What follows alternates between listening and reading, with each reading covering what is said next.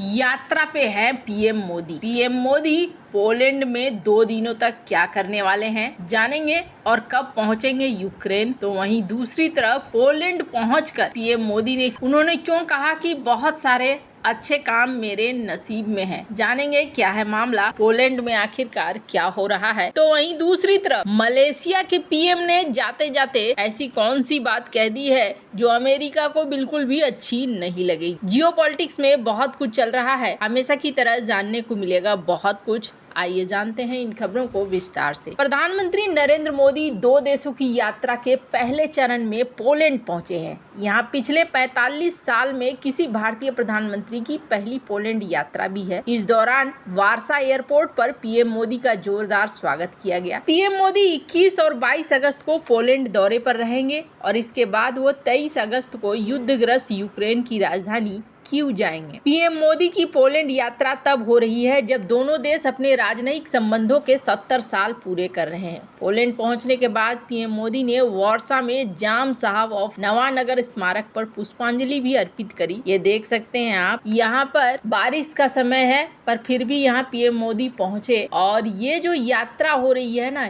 ये 45 साल बाद हो रही है। और ये जो महाराजा मेमोरियल पर श्रद्धांजलि अर्पित करते हुए इन्होंने 3 स्मारकों का भी दौरा किया और जल्द ही वो वहाँ के पीएम से भी मिलेंगे। यहाँ पर फूल अर्पित करने के बाद प्रवासी भारतीयों के पास पहुँचे पीएम मोदी। मैं चाहती हूँ कि इस वीडियो को आप देखें किस तरीके से उनका स्वागत होता है। बहुत ही बढ़िया तरीके से स्वागत हुआ इनका। और सबसे बड़ी बात यह है, स्क्रीन पर एक वीडियो देख सकते हैं आप। द्वितीय विश्व युद्ध के दौरान भारत में शरण पाने वाले पोलिश बच्चों में से एक के बेटे टोमेक गुटोस्की ने कहा कि मेरे पिता रूस से बच गए, फिर उन्हें भारत के जामनगर में महाराजा ने गोद ले लिया। मैं इसी वजह से यहाँ हूँ। हालांकि ये एक भयानक समय था जब उन्होंने अपनी माँ, पिता और बहनों से संपर्क को खो दिया। वो वहाँ एक अनाथ थे, लेकिन वो बहुत गर्वित थे, बहुत खुश, बहुत आनंदित थे। जब वो भारत के बारे में बात करते थे तो हमेशा दिल खोल देते थे। यहाँ पर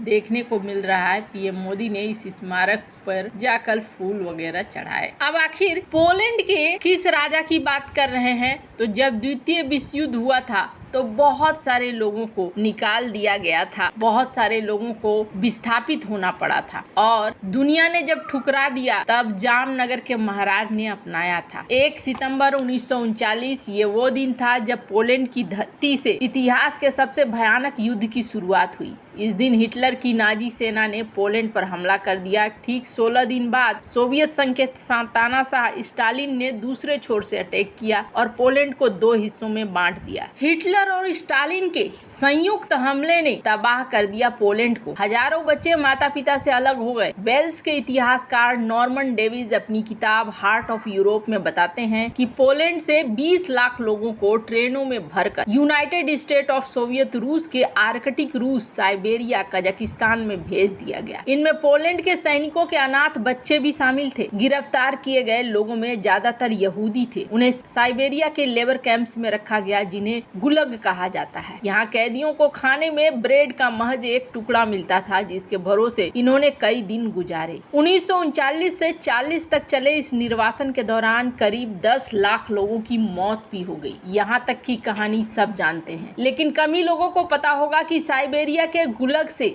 1460 किलोमीटर दूर भारत में इन बंधकों को नया घर मिला था। इन लोगों ने भारत तक का रास्ता कैसे तय किया, कैसे गुजरात के एक राजा अनाथ बच्चों के लिए उनका परिवार बन गए। आपको बता दूं, 22 जुलाई 1941 को हिटलर ने स्टालिन से किया वादा तोड़कर सोवियत संघ यानी यूएसएसआर पर हमला कर दिया और इसी के साथ गुलग के कैदियों के लिए नई उम्मीद जगी। यूएसएसआर ने नाजी जर्मनी के खिलाफ बनी एलाइड फोर्स से हाथ मिला लिया। नए समझौते के तहत स्टालिन पोलिश सेना के गठन के लिए तैयार हुए और गिरफ्तार किए गए लोगों को छोड़ दिया गया। सोवियत संघ की कैद से आजाद होकर पोलैंड के हजारों नागरिक मध्य एशिया की तरफ बढ़े। मार्च और अगस्त 1942 में 38,000 शरणार्थी ईरान पहुंचे। इनमें ज्यादातर महिलाएं और बच्चे थे। इन्हें तेहरान, इस्फान और अहवाज जैसे शहरों में खास कैंप्स में रखा गया।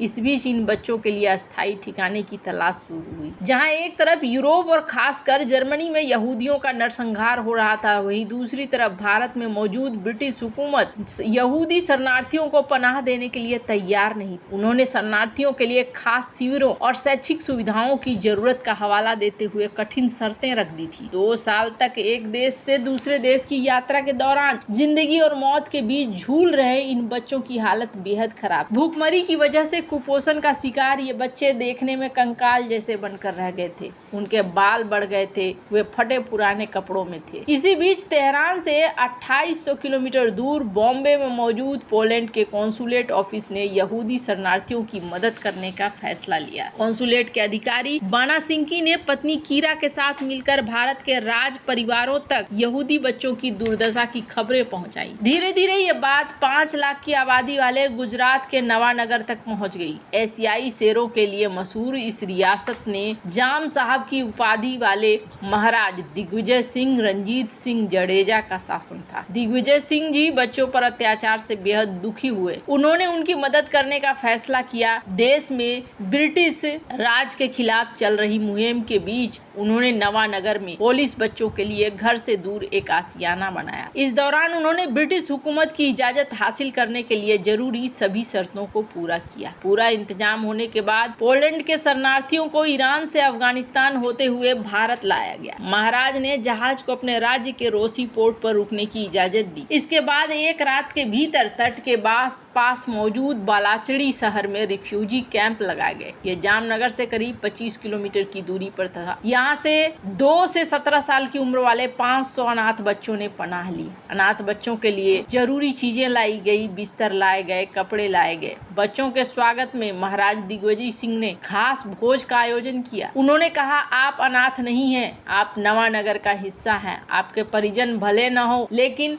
अब से मैं आपका पिता हूँ। जामनगर बच्चों के स्वाद को ध्यान में रखते हुए खाना बनाने के लिए पोलैंड से खास शेफ बुलवाए गए। महाराज ने अपने गेस्ट हाउस के बच्चों को स्कूल में बदल दिया। यहाँ पोलैंड के पुजारी फादर फ्रांसिजेक प्लूटा उन्हें पढ़ाते थे। स्कूल में लाइब्रेरी भी थी जहाँ पोलैंड के इतिहास से जुड़ी किताबें मौजूद थी। इनका मकसद बच्चों को उनकी मातृभूमि से जोड़े रखना था। बच्चों के अलावा पोलैंड के बाकी शरणार्थियों के लिए महाराष्ट्र के कोल्हापुर शहर के पास वलीवड़े में रिफ्यूजी कैंप बनाया गया। करीब 5000 लोगों ने पनाह ली। पोलैंड से आए शरणार्थियों के लिए महाराजा दिग्विजय सिंह ने बालाचड़ी में मौजूद अपने समर रेसिडेंस में 1000 घर बनवाए। इसके अलावा अपने महल के कुछ हिस्सों को भी शरणार्थियों के लिए खोल दिया। महाराज ने पोलिश चिल्ड्रन फंड की स्थापना की। इसके बाद दिग्विजय सिंह जी ने देश भर के करीब 80 राजाओं और रईसों को अपने साथ जोड़कर बच्चों की देखभाल के लिए चंदा इकट्ठा किया।